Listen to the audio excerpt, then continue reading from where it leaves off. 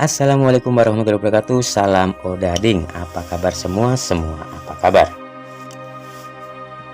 Di kisah sebelumnya, Thor yang dibuang ke bumi oleh ayahnya ditemukan oleh 3 orang ilmuwan di sana dan dibawa ke rumah sakit. Sementara Mjolnir mendarat tidak jauh dari tempat Thor terjatuh dan ditemukan oleh warga setempat. Kita lanjutkan kisahnya, Odading capcus. Setelah mengantarkan Thor ke rumah sakit, Jane Foster dan timnya segera kembali ke rumah. Dia mengamati foto-foto pencitraan satelit saat terjadi badai semalam, dan dia menemukan keanehan. Dia mendapati susunan bintang yang tidak biasa.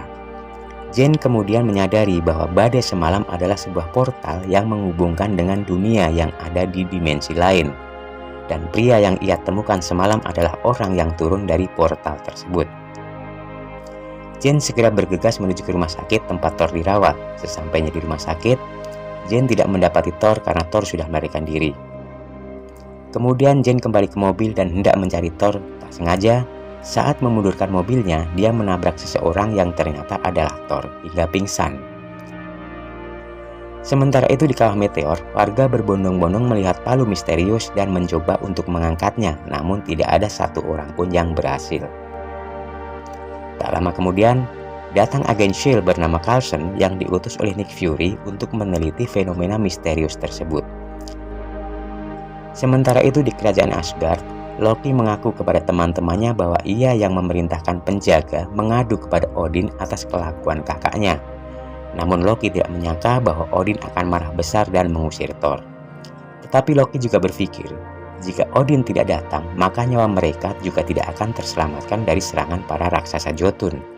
Kemudian Sif meminta Loki membujuk Odin untuk mengampuni Thor. Namun, Loki menolak.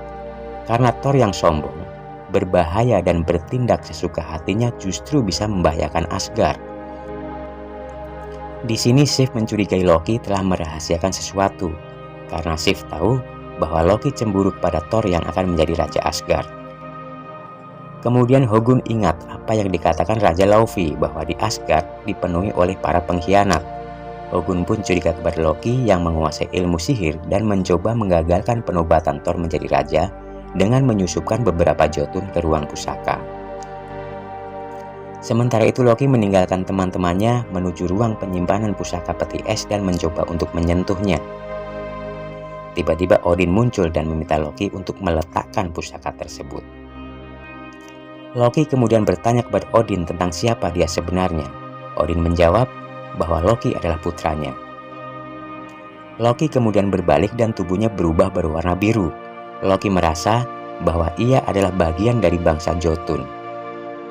Dia sudah menyadari itu saat pertempuran dengan bangsa Jotun sebelumnya. Odin kemudian menceritakan saat dia menyita pusaka peti es, dia juga menyelamatkan seorang bayi Jotun yang sangat kecil untuk ukuran seorang raksasa. Bayi yang ditinggalkan mereka di sebuah kuil itu adalah putra Laufey yang merupakan Raja Jotun. Loki semakin terkejut mendapati kenyataan bahwa dia adalah putra Laufey. Loki kemudian bertanya kepada Odin kenapa Odin menyelamatkannya. Odin berharap suatu saat nanti Loki bisa menjadi penghubung dan pembawa kedamaian antara bangsa Asgard dan bangsa Jotun. Namun harapan itu sekarang sirna dengan ulah Thor. Loki pun menangis. Kenapa ia tidak diberitahu sejak awal untuk menghalangi Thor menyerang Jotun? Odin mengatakan dia tidak mau kehilangan Loki karena Odin sudah menyayangi Loki seperti putranya sendiri. Loki kemudian sadar kenapa Thor yang mewarisi tahta Asgard bukan dia. Mendengar ucapan Loki, Odin menjadi lemas dan pingsan. Apa yang akan terjadi dengan sang penguasa Asgard? Apa juga yang akan dilakukan Loki terhadap Jotun yang merupakan bangsa rasnya sendiri? Saksikan kelanjutan kisahnya. Terima kasih. Wassalamualaikum warahmatullahi wabarakatuh. Salam Odading.